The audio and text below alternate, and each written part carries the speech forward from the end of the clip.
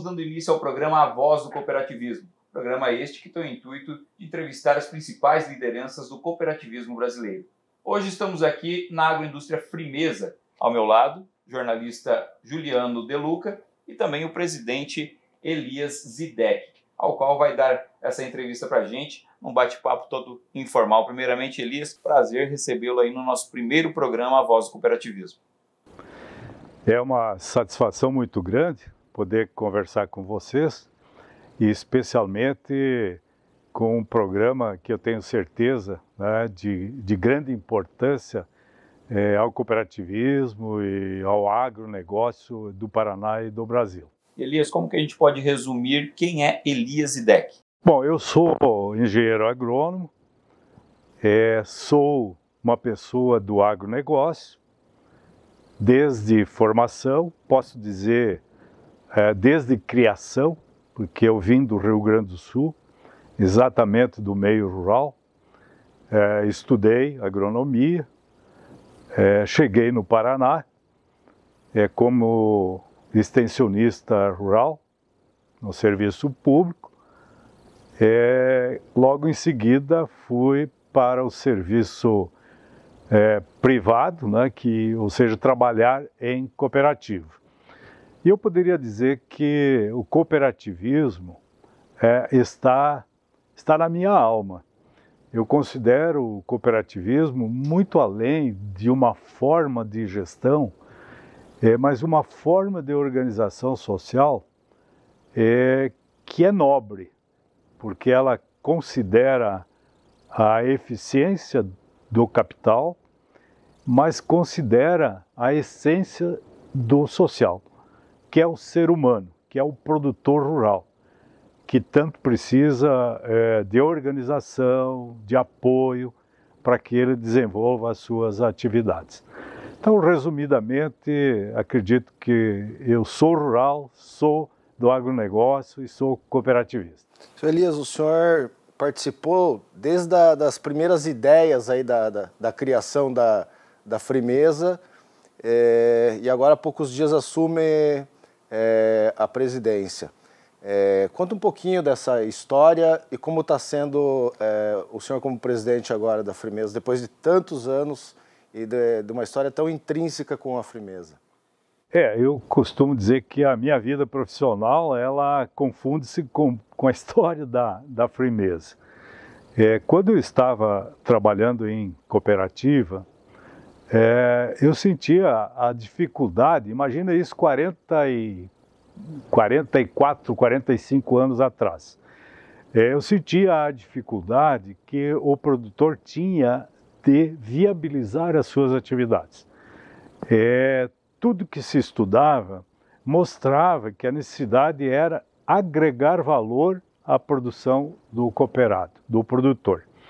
E na época, lembro que para comercializar suínos, saía do sudoeste com um caminhão para vender em Minas Gerais. Você imagina, né, o esforço de estudo e quão pouco sobrava para o produtor. E assim, na parte de insumos também, de compra de fertilizantes, defensivos. E aí então surgiu a ideia de reunir as cooperativas, isso foi lá no sudoeste do Paraná. Conseguimos reunir 5 cooperativas singulares e constituir uma central que se chamou Sudecop, Cooperativa Central Agropecuária Sudoeste. E aí então, o Conselho de Administração, formado pelas diretorias dessas cooperativas, aprovou um plano que era de atuar em 2 cadeias produtivas, a cadeia do suíno e a cadeia do leite. Eu considero que essa foi uma definição importante que até hoje permanece. É foco. Pode ver que hoje a Frimeza tem foco em 2 cadeias produtivas. Ela não fica apostando em várias atividades, ela teve foco. E aí então nós começamos desde a criação do estatuto, dos primeiros projetos, do primeiro planejamento estratégico, e foi concebido então que seria construído ou adquirido um frigorífico de suínos, construído uma fábrica de ração e adquirido ou construído laticínios para receber o leite. Isso evoluiu. Logo no segundo ano entraram 5 cooperativas do oeste do Paraná, na Sudecop, ficando 10 cooperativas. Aí foi adquirido o frigorífico de Medianeira, que era uma massa falida, que é o Frimeza, na época era Frigorífico Medianeira S.A., e essas 10 cooperativas administraram o primeiro ano e já deu problemas, deu prejuízo, a gestão não foi muito profissional naquela época e resultou logo no rompimento da sociedade. A central, que tinha 10 cooperativas, acabou ficando no terceiro ano já com 5 cooperativas, que ficaram as do oeste do Paraná, que são as 5 que hoje fazem parte da Frimeza. Aí então houve uma evolução, ampliamos os abates aqui em Medianeira, construímos mais laticínios, principalmente a fábrica de queijos e derivados lá em Marechal Cândido Rondon. Depois, mais recentemente, foi adquirido mais um frigorífico em Rondon. E a Frimeza veio crescendo nesse tempo. Quando ela deu o salto de 1.700 cabeças para 6.000 cabeças suíno por dia aqui em Medianeira, houve também um aperfeiçoamento ou uma profissionalização da gestão, onde que foi criada a função de diretor executivo. E nessa época, então, o presidente era o Seno Cláudio Lunks, e nessa época veio para cá o Walter Vanzella. Assumiu como presidente e eu fui convidado a assumir como diretor executivo. Então passaram-se 26 anos dessa minha parceria com o Walter Vanzella e nesse período conseguimos, junto com o Conselho da Administração, traçar a visão de futuro, dos planejamentos para a Frimeza continuar crescendo. Então, é muito gratificante para mim, como um técnico, um profissional, participar lá da criação de um projeto chamado Cooperativa Central e poder chegar hoje na presidência dessa cooperativa. Isso, de um lado, é uma realização profissional muito grande, de outro lado, é um orgulho em poder participar do cooperativismo, né? De fazer parte dessa filosofia cooperativista que é muito forte no Paraná, especialmente no oeste do Paraná. Então, eu diria assim que é motivo de muita satisfação e de realização. Presidente, o que a gente pode ressaltar dos planos futuros da Frimeza aí, a pequeno, curto, médio, longo prazo aí, que vocês imaginam para a Frimeza? A Frimeza sempre trabalhou com uma visão de longo prazo. Os nossos planejamentos estratégicos, desde 1997, eles eram estabelecidos com visão de 10 anos. Em 2015, nós passamos a ter uma visão de 15 anos na frente. Então, em 2015, fizemos um planejamento até 2030. Claro que, conforme o ambiente socioeconômico do país e da região e até do mundo vai evoluindo, você tem que ir atualizando. Então, a Frimeza, lá em 2015, fez um grande estudo nas cadeias do leite e do suíno e estabeleceu que ela deveria crescer. Que ela deveria chegar entre as 3 ou 4 maiores empresas de suinocultura do Brasil. Porque a gente tinha produtor para produzir, uma área que produz alimentos, grãos, né, para a alimentação do suíno, tecnologia conhecida, produtor também conhecedor da atividade, um mercado crescente, tanto o mercado interno quanto as exportações. Um produto que a nível mundial é competitivo. A suinocultura brasileira, ela é competitiva perante os outros países do mundo, continua até hoje. Então vimos que tinha a possibilidade de sair de 8.300 cabeças por dia para 23.000 cabeças por dia. Então aí que se projetou uma unidade nova de 15.000 cabeças, que é o frigorífico de Assis Chateaubriand, que foi concebido em 2015. Ficamos 3 anos em projetos e 4 anos em execução, 2019, 20, 21 e 22. E foi inaugurado em dezembro de 2022. Agora, em 2023, chegou o momento de iniciar as operações. Bom, qual o desafio agora, né, nesse momento? Nós já, após assumir, aqui em fevereiro, a gente já fez uma revisão do planejamento estratégico e estabelecemos o plano Frimeza 2030. Né? Ajustamos alguma coisa naquele projeto original. O que nós ajustamos? Ocupar 100% da capacidade dos laticínios, que nós estamos utilizando hoje em torno de 78% da capacidade, então tem espaço para crescer, e completar os 23.000 cabeças de suíno. Isso vai fazer com que o faturamento salte de 5 bilhões e meio em 2022 para 12 bilhões de reais em 2030. Para isso tem que avançar no mercado, daí tem os projetos específicos, né, de marketing, de comunicação, de distribuição, de logística, né, para conseguir colocar isso no mercado. Então eu diria assim, essa é a diretriz que foi aprovada no Conselho de Administração e que nós estamos seguindo, né, agora com os projetos até 2030. Como é que estão os trabalhos da nova planta frigorífica, o senhor falou agora há pouco? O frigorífico de Assis, conforme planejado, iniciou o abate experimental na metade de março. Começamos a fazer os testes e até o fim de março ficou concluída essa parte. E agora, em abril, nós já estamos abatendo essa semana em torno de 1.500 por dia e gradativamente vamos aumentando até chegar a 2.000 no final de abril. E no mês de maio, nós pretendemos elevar até fim de maio para 4.000 cabeças por dia. E também iniciar as operações de cortes de suínos, porque agora está fazendo abate e carcaça.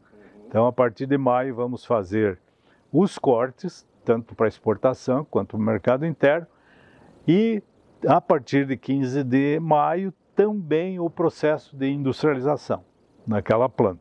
Então eu diria que até fim de maio está completo, tudo testado, todo o processo de abate, de cortes e industrialização na unidade frigorífica de Assis Chateaubriand. Nós temos hoje disponível nas cooperativas em torno de 5.000 cabeças por dia, agora até o final de junho, no primeiro semestre.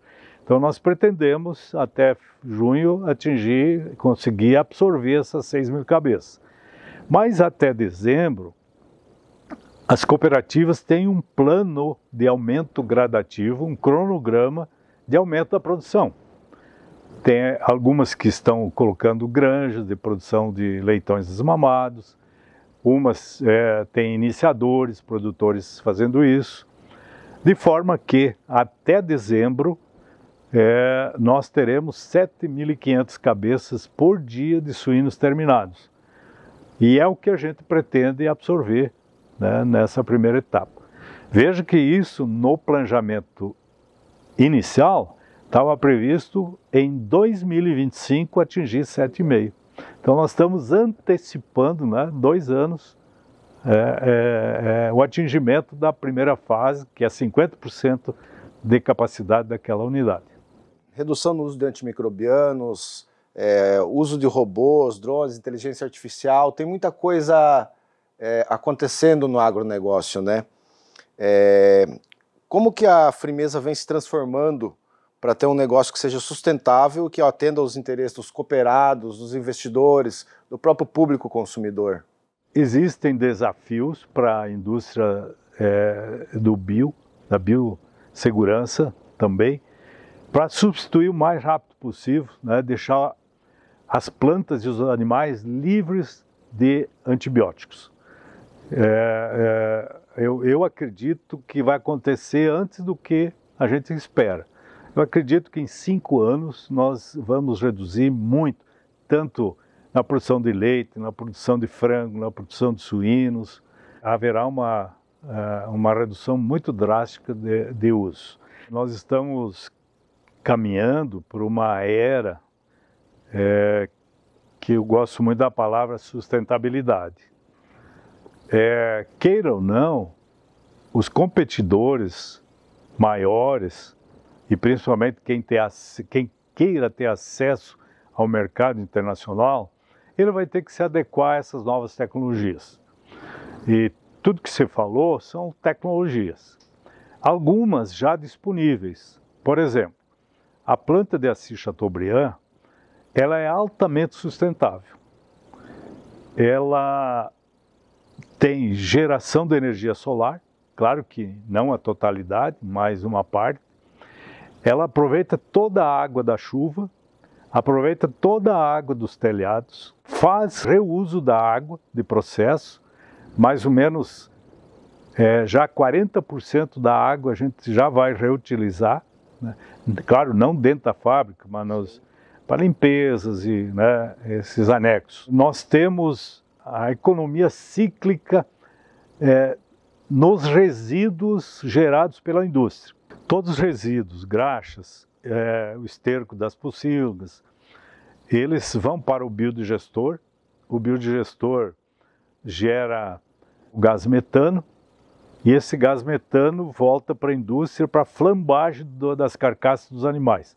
Então nós vamos deixar de adquirir o GLP, né, que é uma conta hoje seria de 500 mil por mês, vai ser gerado e não adquirido mais, né, consumido. E a outra parte do metano, ele vai ser purificado e estratificado para CO2. Nós também, Assis, vamos produzir o CO2, que é o gás utilizado no atordoamento de suínos. O choque antigo de energia elétrica hoje é a gás, não é mais com choque elétrico. Então, aqui em Medianeira a gente adquire o CO2, mas lá em Assis nós vamos produzir o CO2.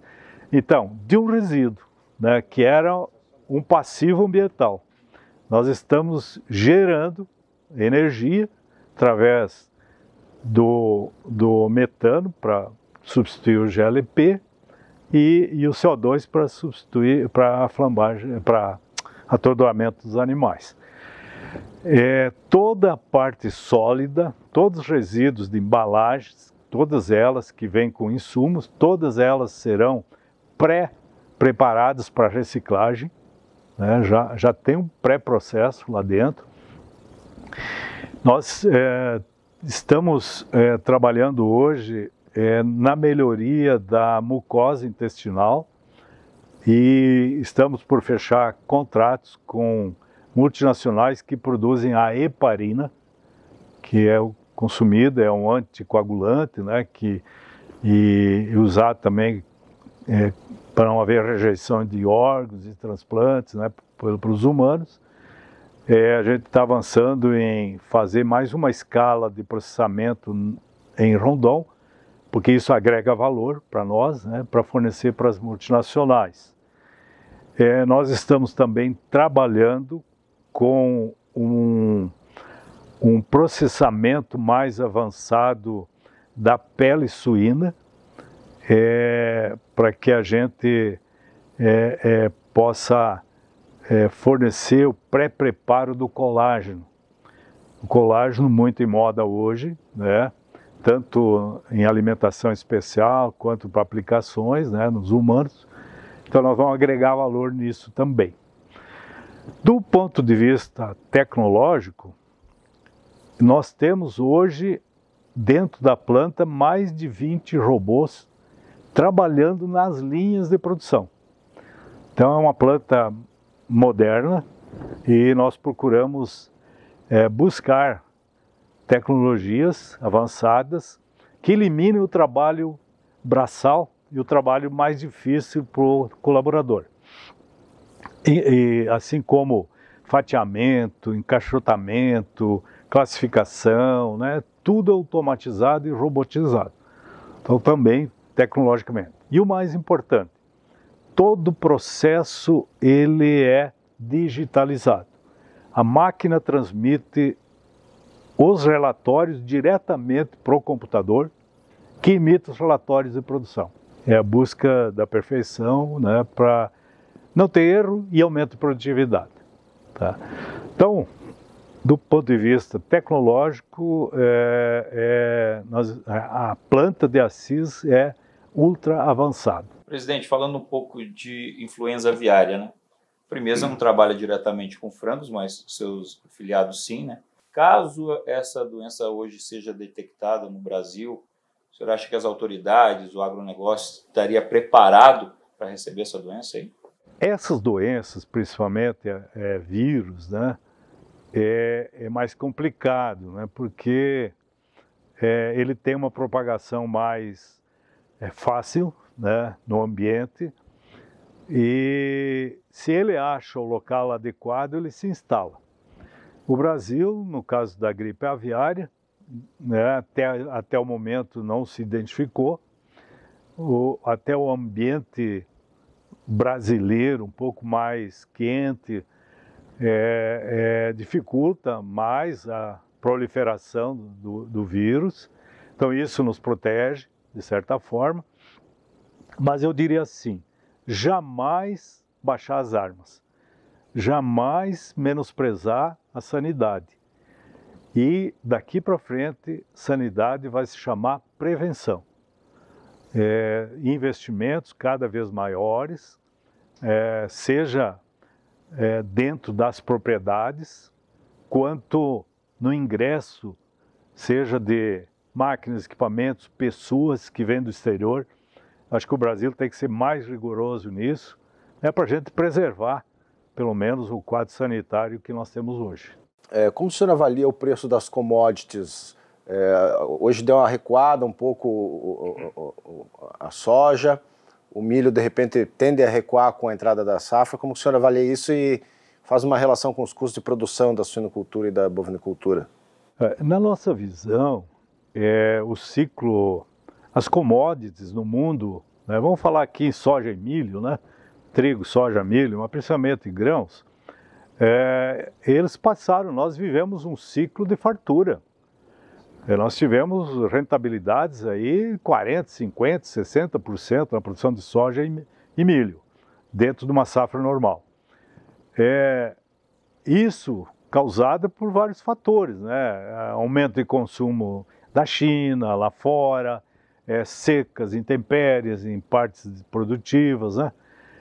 E nos acostumamos à alta rentabilidade dos grãos. Nos 2 últimos anos, foi o pico, né, de preço das commodities.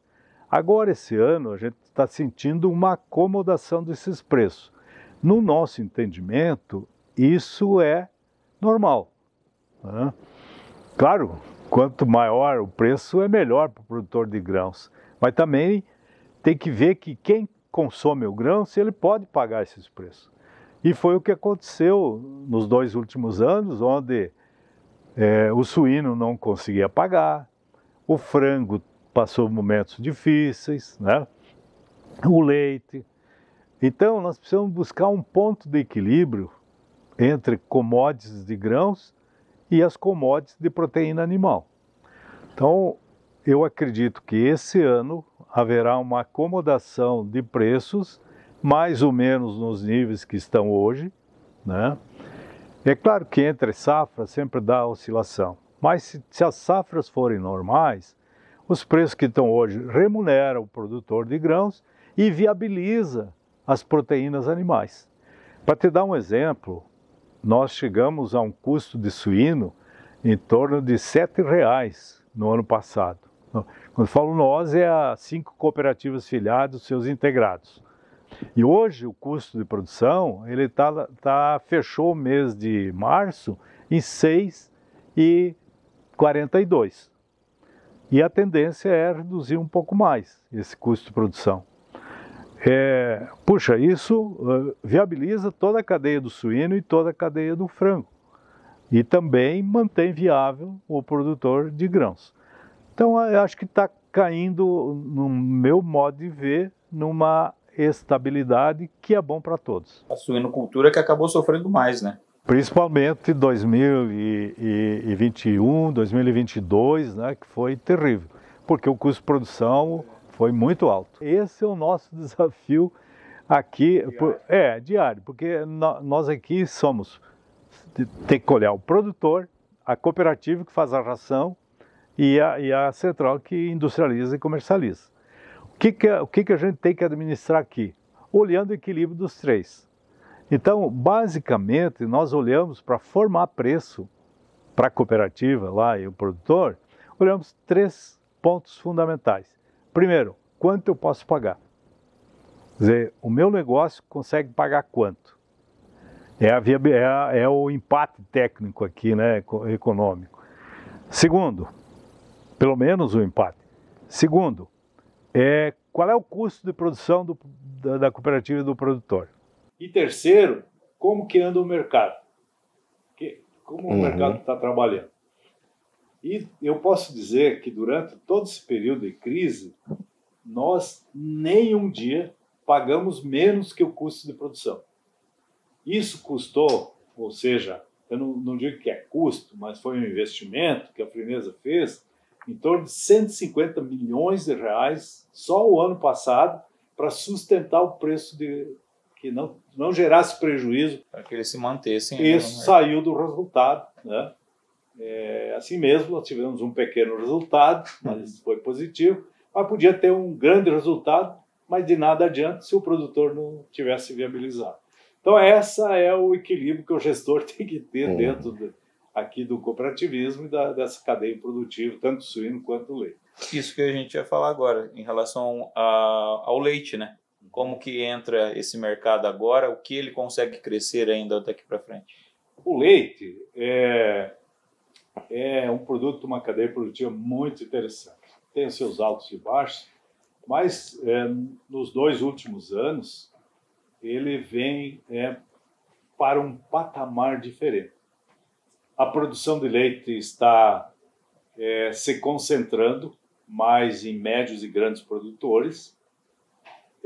Esses produtores têm escala, conseguem baixar um pouco mais o custo de produção, e em função de que a produção brasileira não cresceu conforme o consumo, embora o consumo também não tenha crescido muito, mas se manteve em equilíbrio em 2020, 2021, 2022 e agora 2023, está muito equilibrada a oferta e a demanda. E os preços estão no nível que cobre custo de produção. Hoje o produtor aí, vamos falar aí na faixa de R$ 2,90 a R$ 3,00, né, ele consegue viabilizar a sua atividade e a indústria também, e o consumidor consegue comprar os derivados lá na frente. E como não tem previsão de aumento da produção, a nossa visão é de que vai ser um ano bom para os preços do leite no mercado. Sempre um pouco de preço maior no inverno, né, e um pouco menor no verão. Tem um fator importante aí que é a importação. Se o governo abrir muito a importação de pó, sabe que o Brasil importa leite em pó. Mas se o dólar cair muito e esse preço de importação for muito baixo, pode prejudicar a produção interna de leite. Então é preciso que haja mecanismos de taxação, principalmente com dólar baixo e com esses preços. Hoje, para te dar um exemplo, você trazer o leite importado e transformar ele equivalente a líquido, ele custaria posto aqui em torno de R$ 2,50 e está se pagando o produtor R$ 2,90, R$ 3. Então, logo precisaria ter mecanismo de proteção, né, aos produtores através de controle de importação. E não tem nenhum mecanismo desse em funcionamento? É que o Mercosul, né, tem um acordo aí que, né, algumas coisas funcionam, outras não, mas o Mercosul não tem taxação, né? Então é um acordo que existe no Mercosul, assim como, vamos dizer assim, prejudica aqui o produtor de leite, mas facilita o produtor de suínos ou de automóveis que vende para lá. Então é por isso que quando o sistema de governo olha, ele olha o conjunto, aí muitas vezes não vê os setores, né? Por isso que nós, os setores, temos que ficar atentos e brigar por isso. Por falar em governo, presidente, nesse ano a gente teve um novo governo federal, né? Tivemos o desmembramento do Ministério da Agricultura e Pecuária, né? Sem a Conab.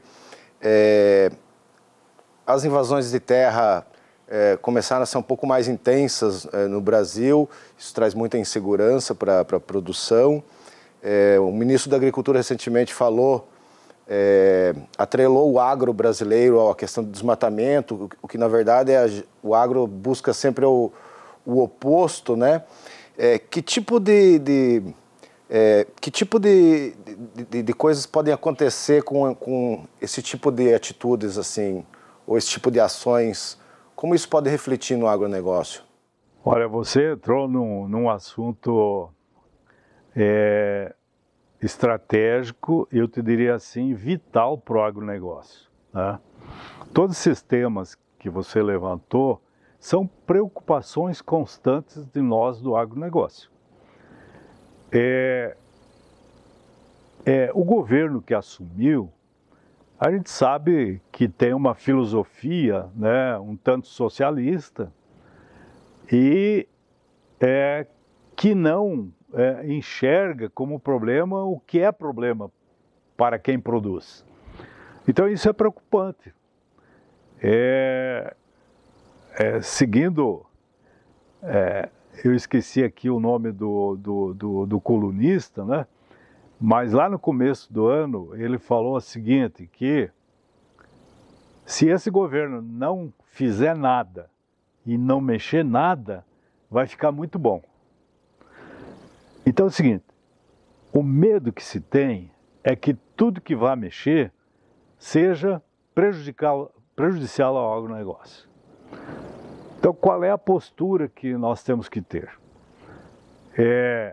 Um Congresso forte, um trabalho com os deputados, com os senadores, para que não haja aumento de tributação. O agronegócio não suporta retirada de que eles chamam de benefícios. Na verdade é o seguinte, o sistema tributário brasileiro é um dos mais pesados do mundo. Para poder aliviar um pouco esse sistema tributário, nunca foi mudado o sistema. Foi criado um instrumento de alívio. Por exemplo, crédito presumido, isenções em alguns setores, redução lá de tributos em folha de pagamento, né? Esses benefícios, eles foram imprescindíveis para que os setores se viabilizassem, porque a carga original era muito grande. Então, qual é o receio que a gente tem agora? Que o governo simplesmente retire esses benefícios, entre aspas, e volte à carga original lá escrita, e aí quebra com os setores. Por exemplo, se você colocar ICMS na soja, no milho, na carne, nós não exportamos para ninguém. Então aí, como é que fica o agronegócio sem exportação? Quebra. Excesso de oferta aqui dentro, não tem consumo, né? Então, assim, eu acho que o papel das entidades representativas, o papel do Congresso Nacional é fundamental nesse momento, né, que está se definindo, né? Fala-se aí no arcabouço fiscal, fala-se em reforma tributária, né? mas a gente está muito com o pé atrás, com receio de que essas reformas tributárias sejam no sentido de aumentar a carga tributária. Aí complica para todos. O agronegócio tem muitas qualidades, mas também tem alguns defeitos, né? Mesmo que feitos por uma minoria, né? Contrabando de agrotóxico a gente vê muito, especialmente na nossa região de fronteira aqui. Algum produtor, de repente, que não cumpre todas as leis ambientais, ou pequenas empresas também que passam, que ferem leis. Como olhar para essas falhas, presidente, no momento que os modelos de negócio ESG são cada vez mais, está cada vez mais presente no nosso negócio, agronegócio, né? Bom, em primeiro lugar, tem que se estabelecer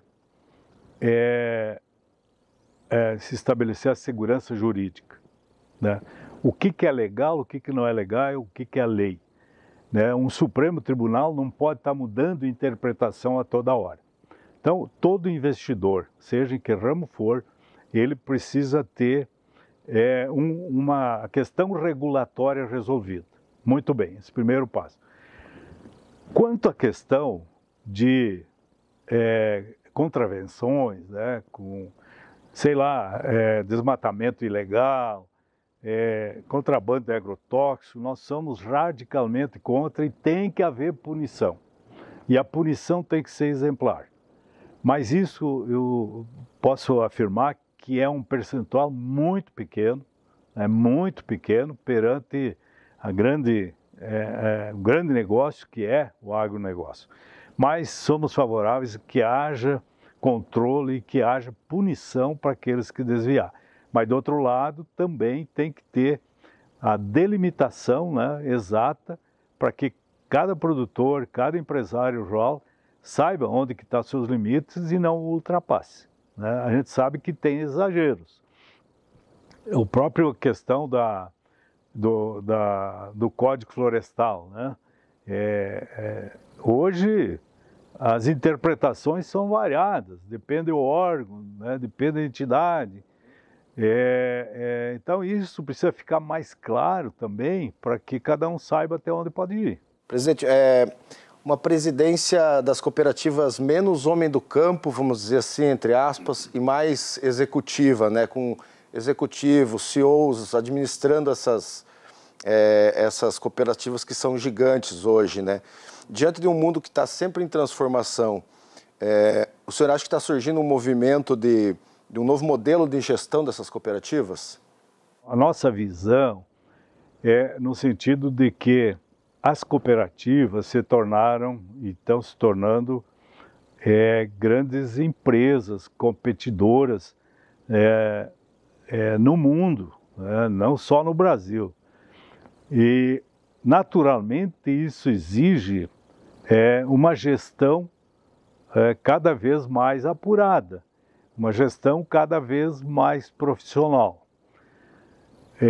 Esse é o desafio do cooperativismo. Se você olhar história de cooperativas do Brasil todo e se você olhar as que não deram certo, eu te diria que 90% dos casos foi problema de gestão. Ou gestão técnica, ou gestão financeira, né, gestão econômica. Foram problemas de comercial, né, foram problemas de gestão. Então não tem como não estar preparado para a gestão. Agora, é muito importante que esses gestores tragam em seu sangue o DNA do produtor rural, do meio rural. Acho que esse é o desafio, você conseguir juntar o profissionalismo com o DNA do rural, do meio rural, da atividade, da propriedade, da cadeia produtiva, né?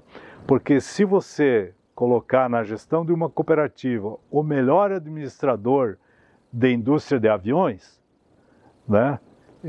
Ele pode conhecer todas as ferramentas de gestão, mas se ele não conhecer a cadeia produtiva, ele não vai conseguir viabilizar. Então, acho que esse é o grande cuidado que sempre tem que se ter, de junto com o profissional, ter o DNA rural. Se nós falarmos da economia brasileira, como que o senhor visualiza isso agora? Está acabando aí o primeiro semestre, né, de uma nova gestão. Como o senhor analisa os próximos meses e de que forma que isso acaba impactando o agronegócio, as agroindústrias? Eu vou lhe dizer o seguinte, eu reuni a minha equipe econômica, financeira e tributária e pedi para eles fazerem um estudo qual seria o impacto do plano econômico do novo governo dentro da Frimeza. Aí o grupo se reuniu e me devolveu uma pergunta. Qual é o plano econômico a considerar? Então, essa dificuldade de responder. Nós não temos as métricas, né? Se nós pegarmos a macroeconomia desse novo governo, ele não apresentou ainda. Como é que vai ser a política cambial? Como é que vai ser a política monetária, que são as taxas de juros, o câmbio, e como vai ser a política fiscal, que é a mais importante. Quando você vê um governo aumentar 17 ministérios, vai me dizer que isso não vai aumentar a conta do governo. Claro que vai aumentar, já aumentou. Quando você vê o governo defendendo planos com déficit nas contas, você imagina eu aqui apresentar para o Conselho de Administração uma projeção de resultado negativo, né? Ou deixar fora o pagamento de juro, né? Porque o pessoal usa muito isso, o resultado primário e o absoluto, né? Quando eles dizem que é positivo primário, é que cobre as contas, mas não paga o juro da dívida. Só que o juro da dívida, esse ano, deve chegar a 800 bilhões de reais. De onde vai sair esse dinheiro? Então, que economia é essa?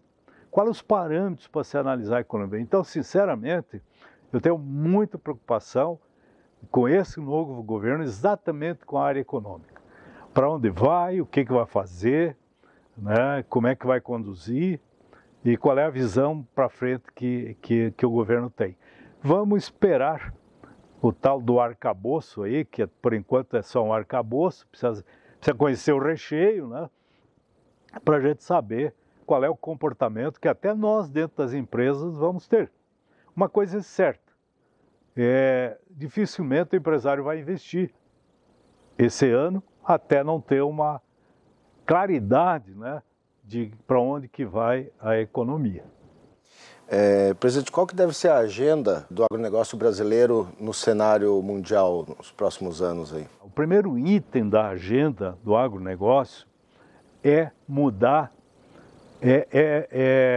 fazer um marketing positivo. Eu viajo muito para o exterior, é natural, a gente tem negócios e tudo, né? Mas o que mais incomoda a gente é a não realidade que chega lá fora, né? Quando eu vou lá e digo que aqui é obrigado a ter 20% de reserva em cada propriedade, eles não acreditam. Quando a gente fala que a agricultura ela usa 8% do território nacional, eles não acreditam. Eles acreditam que está destruindo, que o desmatamento aumentou 16%, 50%, né, no ano. Então a notícia que chega não é a notícia que deveria chegar e não é a verdadeira, não reflete a verdade. Então acho que sim, a primeira pauta é mudança no marketing do agronegócio lá fora, tá? Segundo ponto, é o Brasil passar a olhar acordos bilaterais. Os acordos de blocos não funcionam para o agronegócio, porque se você vai negociar o Brasil com a China, o Brasil com o Japão, o Brasil com a Coreia, é diferente de você negociar o Mercosul com a Coreia, o Mercosul, você tem que carregar uma cesta de problema junto, né? Por que que o Uruguai tem mais acordos bilaterais, 3 vezes mais acordos bilaterais que o Brasil? E ele está vendendo. Vende tudo que carne, principalmente, ele vende para o mundo inteiro. Você vai lá olhar, ele não tem acordo do Mercosul. Ele tem acordos bilaterais. E o Brasil perdeu muito tempo nisso. Acho que tem que trabalhar muito mais nos acordos, principalmente do agronegócio, de forma bilateral e não através de blocos. Eu acho que esses são os 2 pontos fundamentais que o agronegócio tem que se preocupar. Porque o restante nós somos competentes. Temos competitividade, temos custo, temos tecnologia, né, sem medo nenhum de competir com o resto do mundo. 2 pontos que o senhor citou, o senhor acredita que sejam os maiores desafios do agronegócio hoje? Ou é a comunicação? O maior desafio é a comunicação. E eu acho que nós do agronegócio não me isento de culpa. Tá? Eu acho que se a grande imprensa vende uma imagem negativa, nós deveríamos estar em cima. Senão, não é isso, é isso. Então, acho que o agronegócio tem que até investir mais nisso para que as coisas positivas, né? Olha o próprio exemplo do grupo de vocês, o grupo presente. Eu não vi uma reportagem falando mal do agronegócio, né? Então é isso, sabe? Eu acho que é isso que o Brasil tem que vender.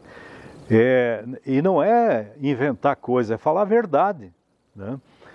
Então acho que esse é o grande desafio que o próprio agronegócio, a gente tem defendido isso na CNA, na OCB, na BPA, todas as nossas entidades a nível nacional, de avançar mais pesado e mais forte nessa questão de promoção lá fora, né, do nosso agronegócio, falar as coisas boas que nós temos aqui. Desafio, e qual a principal oportunidade que o senhor vê para os próximos anos aí, para o agro e para a Frimeza? Olha, se você olhar a história da humanidade, né, o mundo vive ciclos, né? Eu acredito que esse ciclo de guerras, de conflitos, né, de pestes, de pandemias, né, eu acho que ele está com os dias contados, né? Eu acredito que nos próximos 3, 4, 5 anos, o mundo vai ser um pouco mais justo e haverá mais acesso à boa alimentação. A própria Índia está mostrando aí que está melhorando a questão de poder aquisitivo, a China vai crescer, toda a Ásia, né, com um desenvolvimento grande, e eles não têm área para produzir. Então, acho que a grande oportunidade é nos prepararmos para ser o fornecedor de alimentos para esse novo desenvolvimento, né, que o próprio mundo está puxando, está vindo, e especialmente a Ásia. Eu acho que ali é o grande mercado, é a grande oportunidade para nós que produzimos alimentos. Presidente, eu acho que abordamos vários assuntos, né, Juliano? Isso. Eu acho que o senhor respondeu várias perguntas aí que a gente tinha e gostaria de agradecer, né, em nome do Presente Rural, em nome do nosso quadro A Voz do Cooperativismo, ouvindo a voz do cooperativismo. Olha, primeiro eu gostaria de destacar aqui que eu sou um grande apreciador, leitor do jornal, o Presente. Acho que vocês têm um papel importantíssimo no agronegócio. Vocês têm uma importância nacional, sem dúvida nenhuma. Vocês são fonte de consulta e de referência. Então, é uma satisfação e um prazer muito grande poder fazer um pouco de participação junto com vocês, de contar um pouco as nossas agruras, nossas ideias. É um prazer muito grande e uma honra, né, de poder participar do programa junto com vocês. Muito obrigado. Obrigado, presidente. Obrigado, Juliano. Obrigado a você que nos acompanhou e continue ligados conosco, porque a gente vai trazer mais episódios ainda da Voz do Cooperativismo aqui no O Presente Rural, o canal do seu agronegócio. Testando, 1, 2, teste.